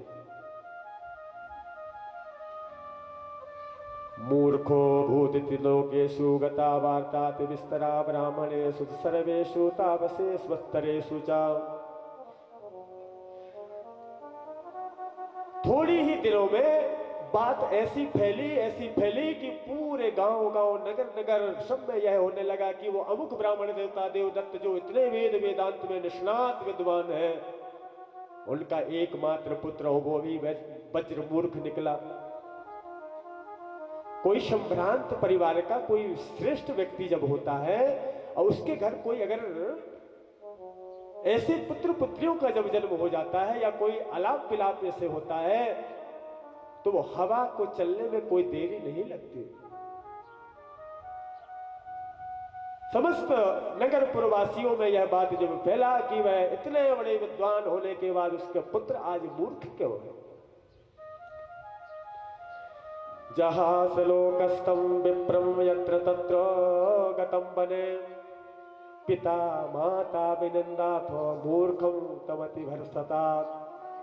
पिता माता के ऐसे दुखी बना देख करके माता पिता बंधु बांधव ये सब जब निंदा करने लगे उस पुत्र का, तो वो पुत्र से नहीं रहा गया, वो वहां से निकल पड़ा घर को त्याग करके। अंधो वरस्तथा पंगुर्न मूर्खस्तु वरः सुता युक्तो सौत पितृभ्याम वै विदेश काननम प्रति। माता पिता ऐसे कहने पर देखिए, माता पिताओं के अंतःकरण में बेटा चाहे गूंगा हो चाहे अंधा हो, माता के अंतःकरण में पुत्र के प्रति उतना ही ममता है। लेकिन जब वह पुत्र ने देखा कि माता पिता तो ठीक है, लेकिन ये नगर पुरवासी जो उलाहना देते मेरे पिताश्री को, माता जी को, वो मुझसे सहन नहीं होता और मेरा इस घर में रहना अब ठीक नहीं, मैं क्यों ना अपने घर को त्याग करके चला जाऊं। एक दिन गंगा के किनारे एक उत्तम स्थान पर सुंदर पर्णकुटी बनाया और पर्णकुटी बना करके वहां ये बालक निवास करने लगा। नीमं च परम कृत्वा न सत्यं ब्रवीम्यहं स्थितस्य तत्राश्रमे रम्यो ब्रह्मचर्यव्रतो हिषः। बहुत सुंदर बात है, इस श्लोक के भावों को समझे। कहते हैं कि ब्राह्मण एक भी मंत्र ना जाने, ब्राह्मण बोल भी ना पाए, ब्राह्मण देखने में सुंदर भी ना हो, लेकिन अगर जीवन में उसने कभी असत्य भाषण नहीं किए, जीवन में अगर उसके खान पान की पावनता अगर है, तो एक तरफ धर्मराज कहते हैं कि चारों वेदों को पढ़ने वाला विद्वान मेरे सामने आ जाए और एक तरफ वो मूर्ख ब्राह्मण भी आ जाए जिसे एक अक्षर का भी ज्ञान नहीं और उसके खान पान की पावनता, पवित्रता और सत्यता है, तो वो वेद पाठी को वैकुंठ के लिए मैं बाद में ले जाऊंगा, पहले उस सत्य व्रतधारी ब्राह्मण को मैं अंदर प्रविष्ट कराऊंगा।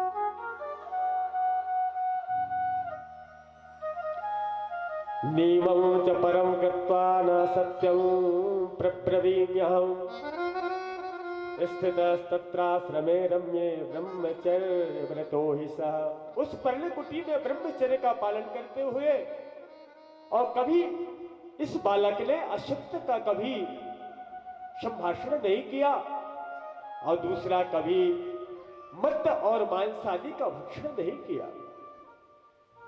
वन में जो फल मिलते वो पा लेता, झरनों के जो जल मिलता वो पी लेता, और पर्णकुटी में बैठे बैठे उसको मंत्र तो आते नहीं तो वो भजे क्या, बस नित्य निरंतर वहां निमग्न रहता। और ऐसे करते करते उसे बहुत समय, बहुत काल व्यतीत हो गया। न वेदाध्ययनं किंचित् जानाति न जपं तथा ध्यानं न देवतानां च न चैवाराधनं तथा। न मैं वेद जानता, न मैं जप जानता, न मैं ध्यान जानता, न मैं देवता की आराधना जानता, आखिर में करूं तो करूं क्या। लोमस ऋषि महाराज जमदग्नि से यह कथा सुना करके कहते हैं कि वह उतत्थ नाम का बालक वेद अध्ययन, जप, ध्यान, देवताओं का आराधना आदि कुछ भी जब नहीं जान सका और एक ही आसन में बैठे बैठे उस प्राणायाम के बल से, प्राणायामम परम बलम, ब्राह्मण का सबसे अधिक बल क्या है, प्राणायाम। 3 तरह के शास्त्रों में प्राणायाम बताए हैं, कुंभक, रेचक और पूरक। इन्हीं प्राणायाम के आधार से वह नासिकानंद से उस ब्रह्म रत्न में उस श्वास को चढ़ाए, भगवान का स्तमन करे, उससे उसके बल की और बलिष्ठता की प्राप्ति होती है। प्राणाग्निहोत्रम न वेद बलिदानम न चाथितम न संध्या समिदो होमम विदेव च तथा मुनि सोकरोत्रातरुत्थाय यत्किंचित् दन्तधावनं स्नानं न शूद्रवत्तत्र गंगायां मंत्रवर्जितम्। वर्णन आता है कि वह नित्य प्रातः काल उठता और प्रातः काल उठ करके सामान्य पुरुष जैसे दंत धावन मंजन आदि कर लेते, वैसे उठ करके ये दंत धावन करता और दंत धावन करने के बाद शूद्रों की तरह इसको स्नान का भी कोई भान नहीं कि मुझे स्नान करना है। बिना मंत्र बोले ही जाकर के गंगा में डुबकी लगा लेता। देखिए, बहुत ध्यान से सुनिए, ये कथा हमें क्या संदेश दे रही है। कहीं भी जलाशय में जाएं तो पहले उस तीर्थ का आवाहन करें। अरे भैया, जब हम इस लोटा में जल रख करके उसमें तीर्थों का आवाहन करके कलश का पूजन करते हैं तो भला हम स्नान में क्यों नहीं। अब आपने कथा अलग सुनी होगी, जब यज्ञ के द्वारा उस वृत्तासुर का जब प्रादुर्भाव हुआ और देवराज इंद्र के साथ में जब युद्ध हुआ, उस विशाल युद्ध में जब देवराज इंद्र को वो वृत्तासुर देखते देखते निकल गया। निकलने के बाद में लेकिन गुरु विश्वरूप के द्वारा जो प्रदत्त नारायण कवच का जो उपदेश था, उस उपदेश के फलस्वरूप उदर को फाड़ते हुए देवराज इंद्र आज बाहर आ गए और ऋषि दधीची मुनि को बना करके उन्हीं के अस्थि से आज वज्र का निर्माण करा करके और पुनः उस वृत्तासुर नाम के उस विशाल उस दैत्य के साथ देवराज इंद्र ने विजय श्री प्राप्त करी और वो विश्वरूप को गुरु बना करके, और वही विश्वरूप जब देवगुरु बृहस्पति जब रुष्ट हो गए, चले गए, तो अब यज्ञ का क्या होगा, यज्ञ कैसे पूर्ण करेंगे। तो विश्वरूप को इन्होंने गुरु बनाया। ये विश्वरूप कौन थे? यह ऋषि त्वष्टा के ही पुत्र थे। अब एक इनके मामा पक्ष है दैत्य, माता के पक्ष है दैत्य और पिता के पक्ष है देवता। तो ब्रह्मणे स्वाहा, विष्णवे स्वाहा, रुद्राय स्वाहा। एक बार चुपचाप, अब 3 मुख थे विश्वरूप के, एक नहीं तो एक मुख से धीरे से दैत्यों को बल बढ़ाने के लिए आहुति दे देते। देवराज इंद्र समझ गए कि ये धोखा कर रहा है, गुरु होते हुए भी इसका वह सिर को ही भेदन कर दिया जाए, और वज्र लेकर के सिर को काट दिया। ब्रह्म हत्या लगी और उन ब्रह्म हत्याओं को अनेक जगह में परिणत किया गया। एक जल को भी दिया है वो ब्रह्म हत्या, विस्तार नहीं करेंगे, केवल संकेतात्मक सूत्र को लेकर चल रहे हैं। तो जल में अब ब्रह्म हत्या है, तो हमारा कर्तव्य है कि जब हम जल में स्नान करें जलाशय में, तो पहले जल को यूं हटाएं। अगर आपने ऐसे आवरण को नहीं हटाया और डुबकी मार लिया तो आपको ब्रह्म हत्या लग जाएगा। हाथ में जल ले, गंगादि नर्मदादि सब तीर्थों का मंत्र नहीं आता तो केवल नाम से उनको स्मरण करें कि हे मां गंगा, हे मां रेवा, आप आकर के इस जल में विराजमान हो, मैं स्नान करूं, तब वह स्नान का पुण्य है। अब आजकल तो हमें सोच का भी ज्ञान नहीं है, तो स्नान का क्या हम बताएं आपको। भोजन भी बनाएंगे तो चप्पल पहने, भगवान कैसे उस भोग को स्वीकार करेंगे।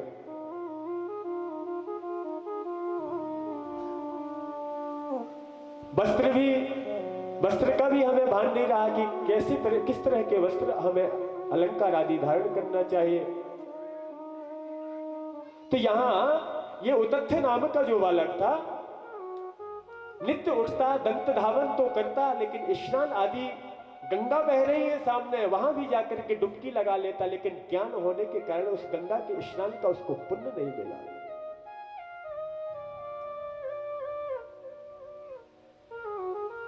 न मंत्र कीलकम जापम गायत्रींच न वेदसा शौचम स्नान विधिंचैवो तथा च मनकम पुनः। संध्या वंदन आदि ये सब चीजों से इतना दूर, उसे कुछ कोई भान ही नहीं कि मैं ब्राह्मण हूं, मुझे क्या करना है। प्रातः काल उठकर वह किसी तरह सामान्य रूप से दंत धावन करके ही और फलों को देखने लगता। जब क्षुधा आती तो फलों को तोड़ करके वही बनों से और अपना उदर पोषण कर लेता। भक्षा भक्ष का भी ज्ञान नहीं। और इसी प्रकार वह ब्राह्मण सदैव वहां निवास करता रहा। उसमें बस एक सबसे बड़ी चीज थी कि वह सत्य व्रत को धारण किया, कभी वह मिथ्या भाषण नहीं किया। ये व्रत उपवास, इसलिए मैं कल भी आप लोगों से निवेदन किया था कि ये भूखे रहने वाला व्रत आप लोग ना करो, सत्य बोलने वाला व्रत करो तो समस्त व्रतों का पुण्य आपको वैसे ही मिलेगा। अब हम झूठ पे झूठ बोलते जा रहे हैं, झूठ पे झूठ बोल, अरे महाराज मेरा तो निर्जला एकादशी है कल। अरे भैया तेरी निर्जला है, उन्होंने ये तो समझ कि हम क्या बोल रहे हैं, कितने मिथ्या भाषण कर रहे हैं, उन पापों को कहां ले जाओ।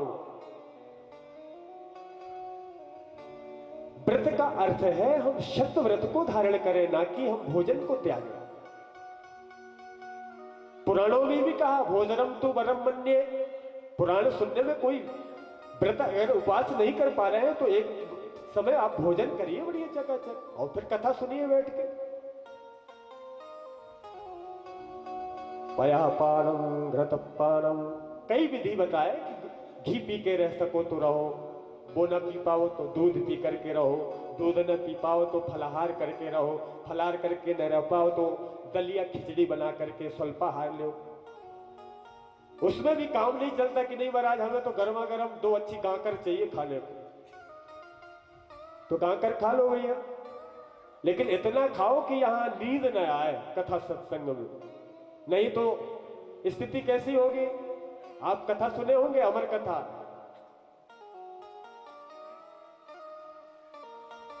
भगवान भोलेनाथ यही अमर कथा भवानी जगदम्बा को सुना रहे थे। और वही जगदम्बा कथा सुनते सुनते सुनते सुनते जब निद्रा आई तो वही सुख पक्षी हुका भरता रहा। अंतो गत्वा उस देवी को भगवान महादेव से भी पृथक होना पड़ा।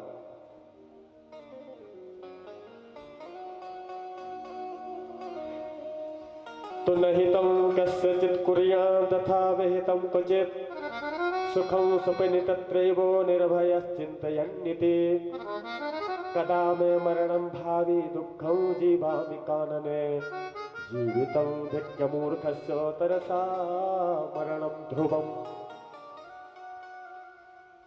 मेरे जैसे इस मूर्ख जीवन को धिक्कार है, मेरा तो मर जाना ही श्रेष्ठ है।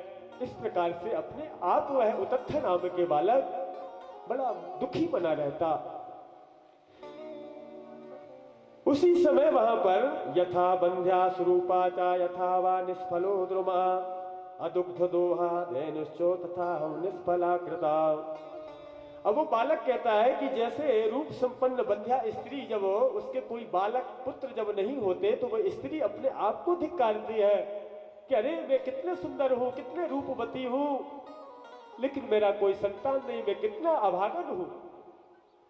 वैसे ही आज है उतत्थ नाम के बालक सोचता है कि देखो मैं इतने बड़े विद्वान के पुत्र बनकर के मेरा जन्म हुआ, तो पिता ने बहुत प्रयास करे कि वेद वेदांत पढ़े बेटा, लेकिन हे प्रभु ये कौन सी काल की गति है। एवं विधानाद्वृत कास्तु कुर्वाणो करहितं विजः कालातिवाहनं शान्तश्चकार विजने वने। इस प्रकार से वह उतत्थ नाम के बालक को रहते रहते पूरे 14 वर्ष आज व्यतीत हो गए।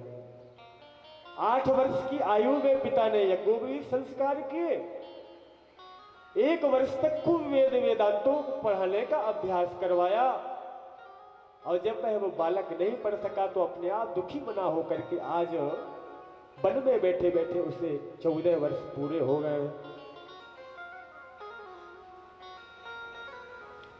इस प्रकार से वहां के लोगों ने जब देखा कि एक सत्यव्रत सत्यता को धारण करने वाला कोई ब्राह्मण जंगल में निवास कर रहा है, तो आसपास के नगर पुरवासी के लोग वहां जा जा करके दर्शन करने लगे।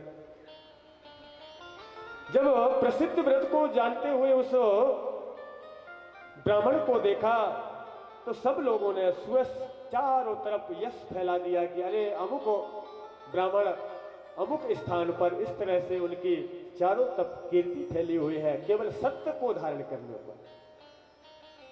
न तो वो वेद पढ़े, न तो उनको स्नान का ज्ञान, न तो उनको कोई मंत्र आता, न कोई जप, न कोई ध्यान, न कोई विधि, केवल और केवल मात्र सत्य व्रत को धारण करके उस ब्राह्मण के उस सत्यता के प्रति समस्त नगर पुरवासी बड़े आसक्त हो गए। तत्रैकदा तु मृगयां रममाणे वो प्राप्तो निषाद निषठो धृत चापमानः क्रीडन् वने तितिपुले यमतुल्य देहा क्रूराकृत हनन कर्मणिता चिदक्षः। एक दिन वह ब्राह्मण बालक क्या देखता है कि आखेट खेलता हुआ एक शिकारी निषाद जो है धनुष बाण हाथ में लिए और गहन वन में एक सूकर को आगे आगे भाग रहा और पीछे पीछे वो शिकारी बाण लिए पड़ा है पीछे। और जब उसने अपने कर्णपुटों तक बाण का जब अनुसंधान करके जब खींच करके बाण को छोड़ा तो वह बाराह में जाकर के वो बाण जो है चुभ गया और चीखते हुए वो बाराह उसी दिशा के ओर अग्रसर हुआ जहां की वह उतत्थ नाम के बालक ब्राह्मण बालक बैठा था। और उस कुटी में जाकर के और वो सुकर प्रविष्ट हो गए। तेनातिकृष्टेन शरेण विद्या कोला किरातेन धनुर्धरेण पलायमानो वैवेवलश्यो मुनि समीपं द्रुतो जगामो। मुनि के समीप जब दौड़ते दौड़ते पहुंचा, जाकर के देखा चारों तरफ, जब वो सूकर दिखाई नहीं दिया तो वो ब्राह्मण कुमार से वह शिकारी ने हाथ जोड़ करके पूछा कि ब्राह्मण देवता, यहां कोई जिसके शिकार के लिए मैं अग्रसर हूं वो क्या दिखाई दिया? अब तो यहां वो बड़े धर्म संकट में पड़ गए। अगर बताऊंगा तो जीव की हिंसा होगी और नहीं बताऊंगा तो मेरे सत्य व्रत का परित्याग होगा।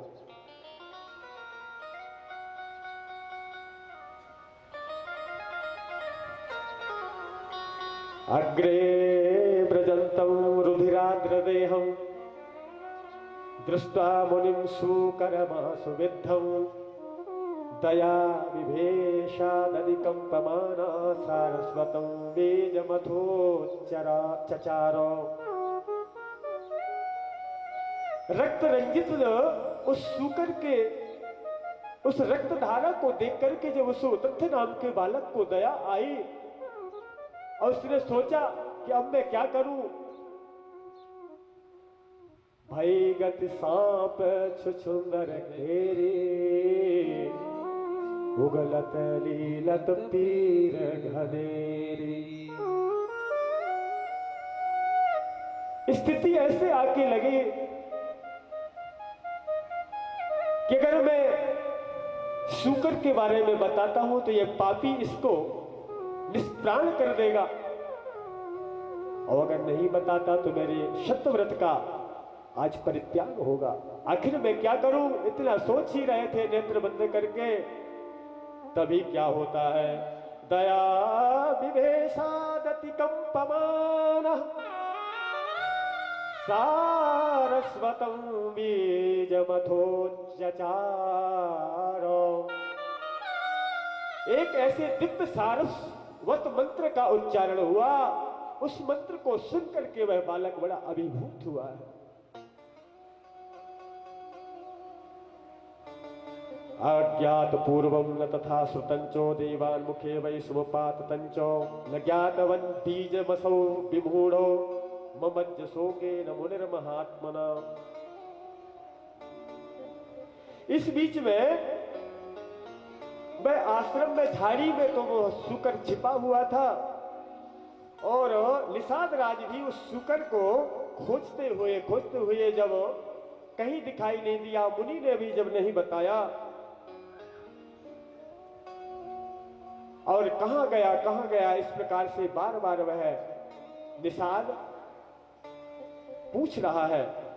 और वे कहते हैं, जाना मिते हम सुव्रतम प्रसिद्धम तेना न पुच्छे मम मान विद्या क्षुधातम में सकलम कुटुंबम विभर्तु कामा किल आगतोस्मि। वे कहता है कि मैं बहुत क्षुधा से व्याकुल हूं, मुझे भूख लग रही है। हे ब्राह्मण देवता, अगर तुम नहीं बताओगे कि वो मेरा शिकार कहां गया तो मैं निष्प्राण हो जाऊंगा। कृपा करके बताने, कृपा करें कि वो है कहां शुकर। विधाता ने मेरी यही जीविका निर्धारित की है, शिकार के अलावा मेरा कोई अवलंब नहीं, इसलिए मुझे आप क्यों रोक रहे हैं, आप शुद्ध भाषण क्यों नहीं कर रहे हैं। और इसके अलावा मेरा कोई दूसरा साधन नहीं है। और यह मैं सत्य कहता हूं, अच्छे बुरे किसी भी उपाय से अगर अपने परिवार को आप पालन पोषण तो निश्चित रूप से करना ही चाहिए, लेकिन शतमार्ग का ध्यान रखना भी बहुत आवश्यक है।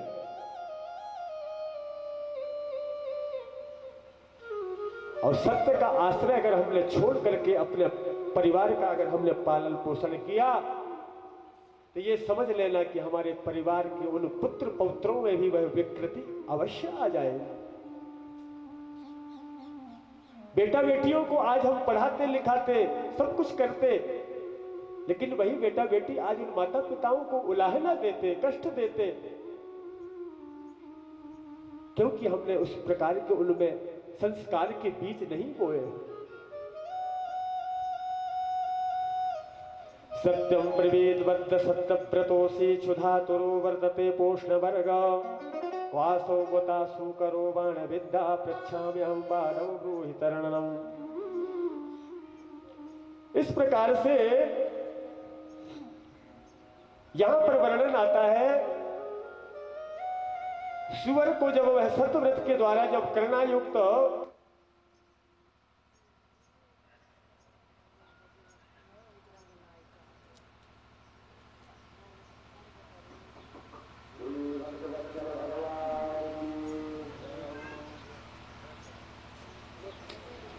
जब वह ब्राह्मण देवता ने सुअर की ओर जब देखा, रक्त रंजित कष्ट में वह विलाप कर रहा और आई आई आई आई शब्द जो है उसके मुखारविंद से उच्चारित हो रहे थे। उस आई आई शब्द के वेदना को सुनकर के वह आई शब्द को ही उस ब्राह्मण ने पकड़ लिया, मानो कि आज जो अंतःकरण में, उस शुकर के अंतःकरण में जो वेदना है, मानो मेरे अंतःकरण में भी वही वेदना व्याप्त है। बीजोच्चारण तो देव्या विद्या स्फुरिताखिला वाल्मीके यस्य यथा पूर्वं तथा चाहे भवत् कविः। मात्र वो आई आई शब्द वो सुकर के सुन करके जब इस उतथ्य नाम के ब्राह्मण ने जब बोलना आरंभ किया,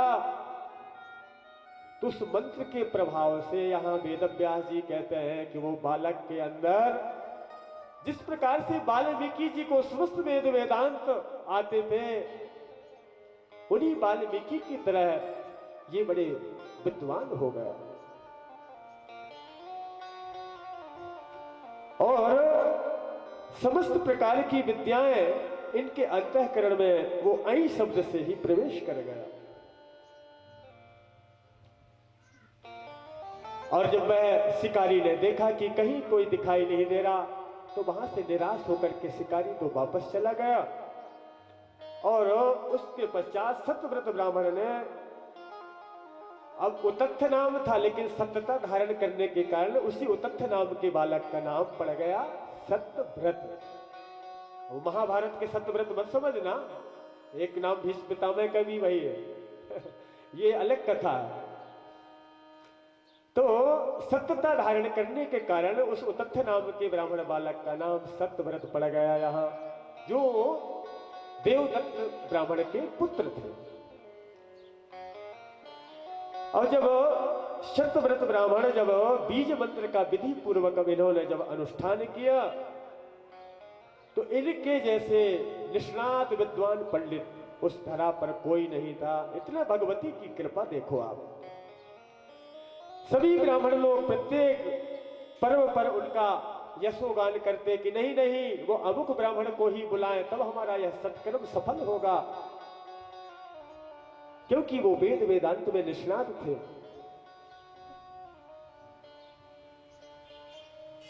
पुराणों का फल हमें तब प्राप्त होगा जब विशुद्ध इन मंत्रों का उच्चारण होगा। आप तो हर साल सुनते रहो 18 पुराण, भस्म में आहुति देते रहना। ऐसे जैसे भस्मी में स्वाहा करते हैं ना, न उसको जलना है, न उसका धुआं उड़ना है, ना तो वो देवता उसको ग्रहण करेंगे। क्योंकि मनुष्य की वाणी मनुष्य समझ सकता है। सबकी एक बोली भाषा अलग अलग है। देवताओं की भाषा अलग है, मनुष्यों का अलग है, पशु पक्षियों का अलग है। अब जो वेद वाणी देववाणी जो जानते हैं, उनको हम हिंदी में उनको कहेंगे कि आ जाओ शंकर जी, आ जाओ दुर्गा जी, तो आने वाले हैं क्या? अगर ऐसे आने लगते तो ये कौआ पशु पक्षी ये सब है, इनको बुलाए, वो आने वाला देखते हैं। क्योंकि खग जाने खग ही की भाखा। तो देवताओं को बुलाना हो तो देववाणी से उनको बुलाओ, तब वो देवता आएंगे और तभी वो देवता हमें उन फलों को हमें प्रदान करेंगे। यहां पर वाल्मीकि जी का उदाहरण देते हुए कहते हैं कि वह सत्यव्रत नाम का जो बालक था, बड़े निष्णात विद्वान हो गया और समस्त नगर के नर नारी पुरवासी सब जो एक दिन उनको उलाहना देते, उनका निंदा करते, उनका परिष्कृत करते, आज वही जनसमूह, वही नगरवासी, वही क्षेत्रवासी, वही गांव के लोग सब हाथ जोड़ करके लालाए थे कि महाराज जी आपके चरण मेरे घर पड़ जाए।